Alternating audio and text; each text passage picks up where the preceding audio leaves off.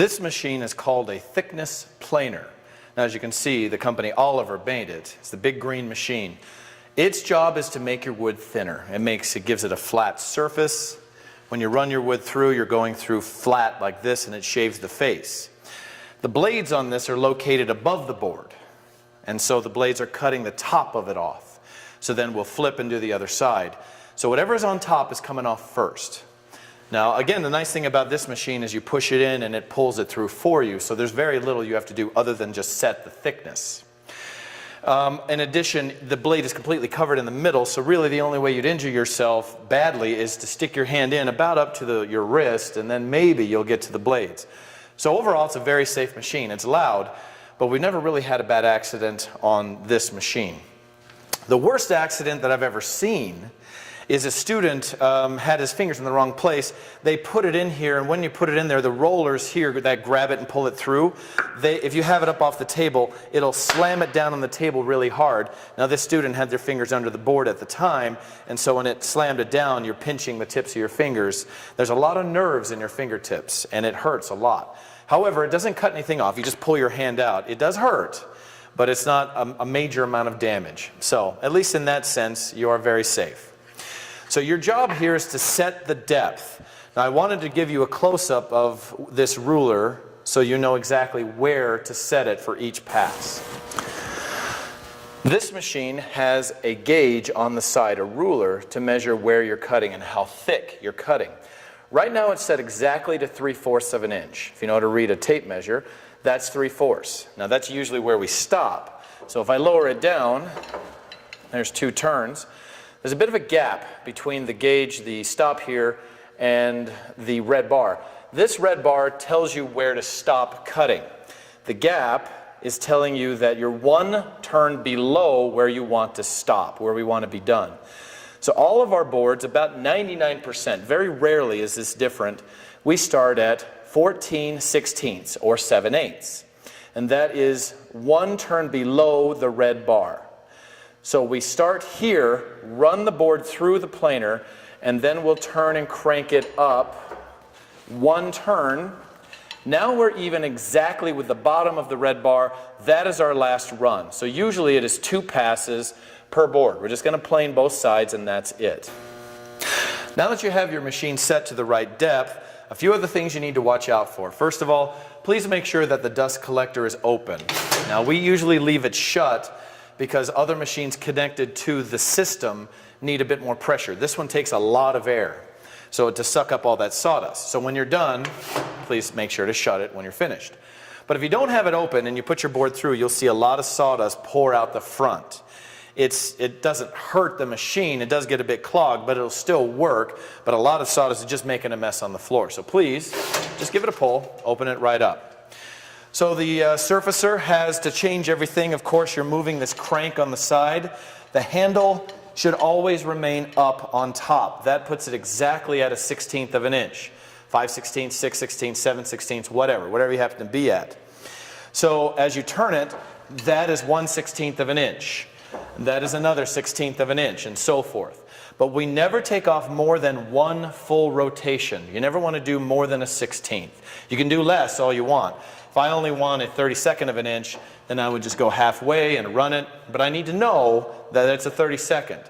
Vast majority of the time, that handle will be straight up and down. That's where I want it, right here. There's also an emergency brake on the side. When I turn it on, let me put on my glasses and turn it on, run my boards through, and then it takes a long time to shut down unless I turn the brake. And now it stops quickly. Now the thing is, the brake will stay there. Now I can try to turn it on and it won't work until I move the brake back till this bolt is exactly perpendicular facing the ceiling. Now it'll turn back on. Okay, let's go ahead and shut it off again. Now in the middle of class, with everything else running, you don't have to use the brake. Go ahead and just let it slow down on its own. Like any brake in a car, it'll wear out over time. So unless it's a demonstration or you have to have it stopped, just let it slow down on its own. So here are some pieces of wood we're going to shave a little bit thinner. Get some of the sawdust out of the way. If you do have sawdust here, let me put a little bit more back up there. If I take a board and put it on top of that sawdust, all of a sudden the machine thinks the board is that much thicker. than it was before. And the board is up off the table. Now I'm shaving more than that 1/16 that I wanted you to take off. And it could damage the machine, but at the very least, this will not be flat. The board itself will wobble on that. And so you won't get a good flat cut. Now the planer will not remove warp from a board. If you put this board in and it seesaws back and forth or just wobbles left and right, putting it through the planer will not take that out. It'll make the board thinner, but it will still wobble or seesaw back and forth. So make sure that you have it fairly flat when you start. A hair, just a tiny little bit of wobble like this one has, is not going to hurt anything. It'll be flat enough for whatever we need. So whenever you set it up, this is a regular piece of wood that I got out of the back. So I'm going to set it to where I showed you before. I just lower this down a few times until I see a gap. There is, I know it's hard to see on the camera, but there's a gap between that line and that red bar. That's my first run. So we turn it on and we'll run it through. Please make sure that the dust collector is on, which is right there on the wall.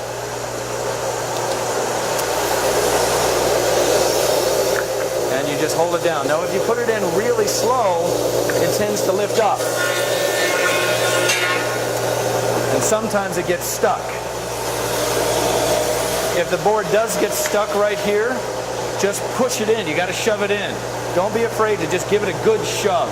Sometimes it'll get in here and just kind of rattle back up and down. It kind of scares you a little bit, but if you just push it in with your hand, it'll go just fine. Then we've already done this surface. So I'm going to flip it. Now I have to cut this one. So one crank up, and then do it again. It shaves the top edge. And now we are at exactly 13/16, which is 1/16 bigger than 3/4 of an inch, which is our goal. That's what we're going to with all of our boards that we're using in the shop. Now if you have a piece of wood that is glued together, say these two boards are glued together, there is no way to get them glued perfect. One of them is going to be a little bit higher than the other, no matter how hard you try, which makes it thicker. So instead of starting at 7/8 or 14/16, you're going to go down one more turn, and at 15/16 you're going to start. For a glued up board, start at 15/16. For a single board, start at 7/8. And that's the difference. So that way it's not trying to cut off more than it can handle per pass. Then you'll just run it through and it'll shave it nice and smooth. But instead of 2 cuts, you'll take 3. We still want to end at 13/16. Whenever you cut, make sure to go with the grain. You want the grain to be lined up with a machine, not this way. Now, of course, this board is very narrow. Your piece has to be at least 10 inches long to run through this machine. So even if I had a board that was at least 10 inches wide, if you run it through sideways, the blade catches the grain and tears it out. It doesn't slice like it's supposed to. It actually rips it out a little bit, and it could be dangerous. It could actually shatter your board into pieces, and then they get caught in the machine. They could do a lot of damage. So make sure that you go with the grain. It gives you by far the best cut. If for any reason it gets stuck in there and you can't get it out, first thing to try, put a board behind it and see if you can push it out. If that doesn't work, shut it off. Any problems, I don't mind if you immediately go to shut it off and then take it out of there. I'd rather it be turned off and fixed rather than you just trying to break the machine, even by accident. So with the vent open, your fingers are out of the way. I usually put my thumb on top. Everything should go nice and smooth. It'll grab it and pull it out for you through the back. Now this machine can also run multiple pieces at once. So if I put it back to where it's supposed to be to start, there's my starting point. I've got a couple of boards here. I don't mind if you run them through one right after another really quick. So here we go, just there, and there, and that's fine, no problem.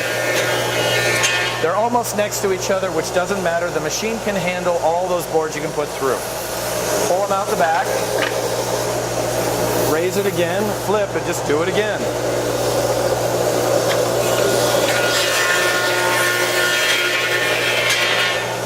And there we go, and they pop out the back. There we go. But the thing to remember is, if you want, you can put this behind it and it'll help the front one not get stuck. It kind of pushes it through a little bit. However, if anything does get stuck, of course, turn it off and that'd be perfectly fine. But I don't know if you noticed, but as I put another board in, I would bend and just blow the sawdust out of the way. I don't want any sawdust underneath the board. Even if it's just a little bit, the thing is pressing the board so hard, sawdust will kind of get dented into it, and then you have this weird dent. So even if it's just a piece or two, it still makes a difference. So just make sure everything is out of the way. So when I'm all done, I can shut this and walk away, and you're on to the sander.